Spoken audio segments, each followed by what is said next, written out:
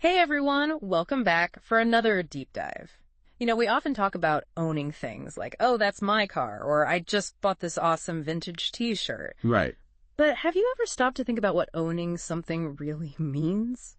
Like, how does that work over time? Yeah, it's actually way more complicated than it seems. That's what we're digging into today. We're going beyond just keys and titles and diving into the fascinating world of estates and future interests in property law. It's a bit like time travel, really. Someone centuries ago can set rules for a piece of land that impact what happens to it even now. That's the power of future interests in property law. Whoa, okay, I'm already hooked. It's like a legal time capsule buried centuries ago, and we're still digging up the consequences today. All right, so to kick things off, what exactly an estate in this context? We're not talking about like Downton Abbey, are we? Not necessarily. An estate in this sense is more about the rights you have to a property during a specific time. Think of it as holding the keys, but only for a limited time. So it's not just I own this house, it's I have the right to this house for now. Exactly. Okay, I think I'm starting to see where this is going. And that for now part, that's where those future interests come into play, right? You got it. A future interest is like having a reservation for those property rights. But it only kicks in at some point in the future. Maybe after someone dies or a specific event happens. So someone could set stipulations way back when that still affect how a property can be used, even who owns it today. That's right. And historically, it wasn't just about rich families trying to keep their land in the family. Oh, really? Yeah.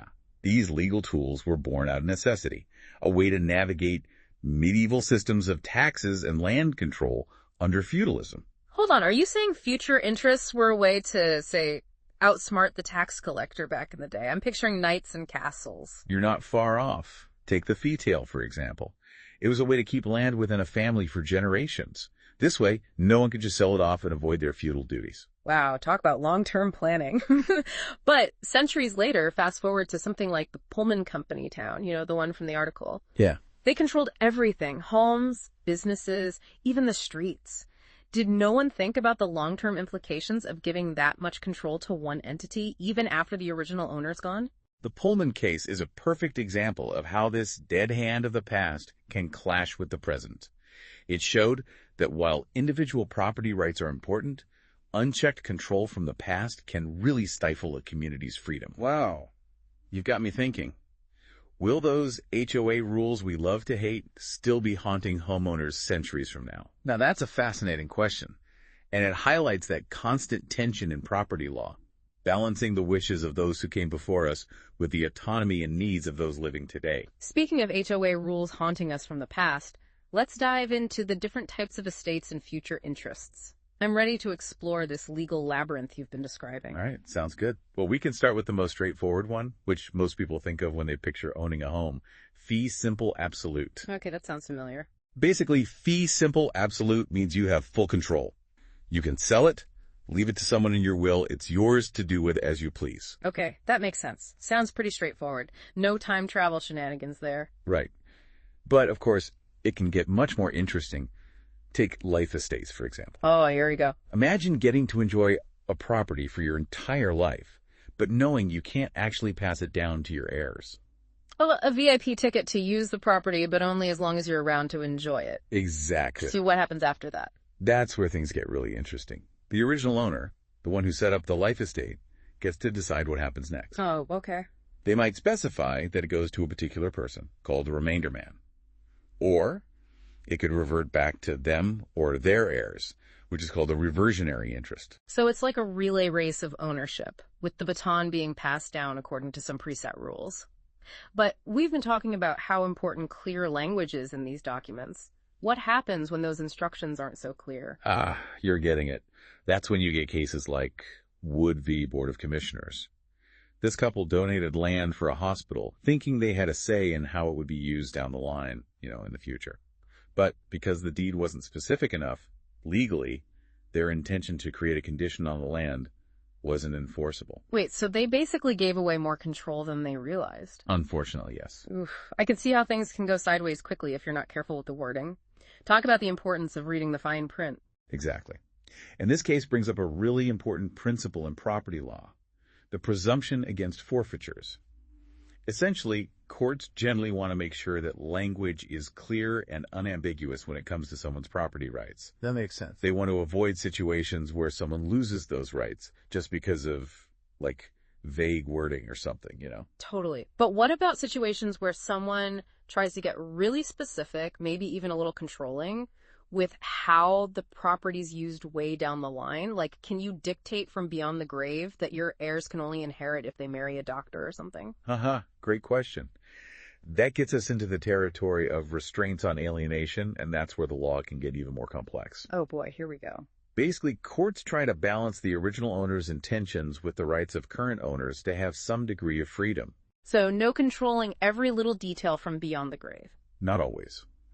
While some restrictions, like if you want to preserve a historical property, are often upheld by the courts, they tend to be skeptical of conditions that seem unreasonable or go against public policy. Yeah, that makes sense. You can't predict what the future holds, right? What seems reasonable today could be totally absurd 100 years from now. Absolutely. And that brings us to kind of like the mother of all limitations on future interests. The rule that's designed to prevent these scenarios from spiraling out of control.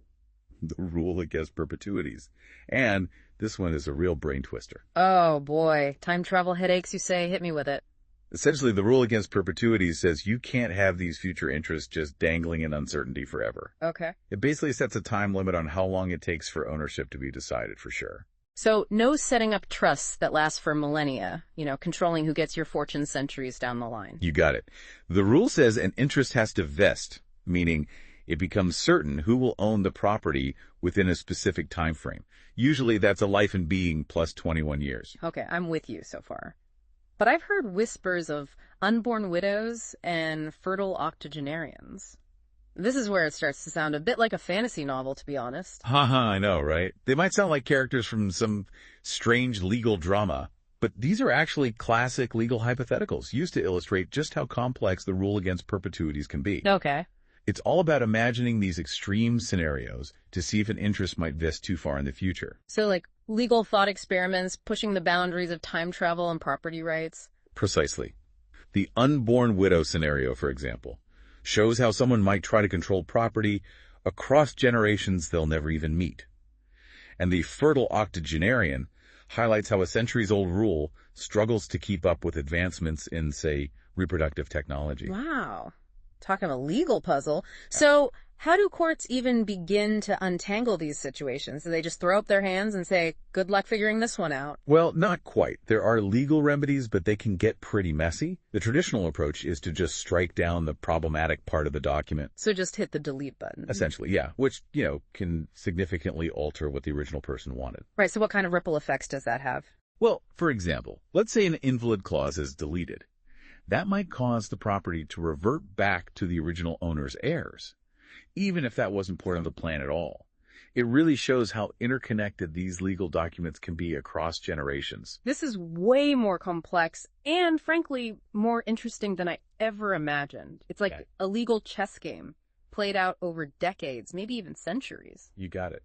And it gets even more intriguing with some of the modern adaptations of the rule. Like there's the wait-and-see approach, which lets courts look at what actually happens rather than just these crazy hypothetical situations. Okay, so even with these updates, it sounds like navigating the world of future interests is still a bit of a legal minefield. What does this all mean for someone trying to plan for the future of their property today? It really underscores the need for careful estate planning and, like you said earlier, understanding the long-term impact of those decisions. Yeah. And this brings us to a very modern twist that adds a whole other layer of complexity.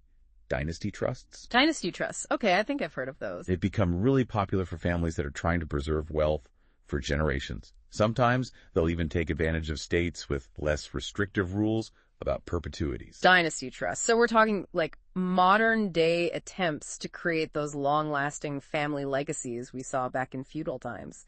Sounds like we've come full circle. It's true. There are definitely echoes of those older systems in these modern tools. Mm-hmm. But it brings up some really interesting questions like, how long should someone be able to influence their property from beyond the grave? And how do we balance those individual desires with the needs of a changing society? It's tough. That's the million-dollar question, isn't it? It really makes you think about the responsibility that comes with owning property. It's not just about now. It's about the impact your decisions have for generations to come. Exactly. And we see these questions playing out in so many different ways today. Think about conservation easements, where landowners are choosing to restrict how their land can be developed to protect the environment. Or historical preservation laws, Right. Those limit what you can do to a building, even if you own it, because it has historical significance. These are all basically forms of future interest that are still shaping the present. It's like we're all part of this ongoing conversation between the past, present, and future, even in something as seemingly simple as just owning a house. Honestly, this deep dive has totally changed how I see property law. It's fascinating stuff. Yeah. It really shows how property law is about so much more than just these old documents. Totally. It reflects our values, our social structures, how we deal with time and ownership. It's complicated. Speaking of complicated, I have to ask, if you could attach one condition to a piece of property that would last beyond your lifetime, what would it be? What legacy would you want to leave behind? Oh, man. That's a tough one. I'm tempted to say something to make sure the property is used for a good cause, like maybe education or conservation. But honestly, I think the most important legacy is adaptability. The world changes so fast, and what we think is essential today might be totally irrelevant tomorrow. So if I could attach one condition, it would be to give future generations the power to use the property in whatever way serves their needs best, while still being mindful of, its history. I love that. It's like leaving a message in a bottle, but instead of dictating the future, you're giving them the freedom to kind of write their own chapter. Exactly, because ultimately the future is theirs to shape, right? We can learn from the past, but we don't have to be bound by it. What an awesome note to end on. A huge thank you to you for sharing your expertise with us today and for walking us through this fascinating and sometimes mind-bending world of estates and future interests. It's been a pleasure. I always love getting to geek out about this stuff. And to all our listeners, thanks for joining us on this journey through time and property law.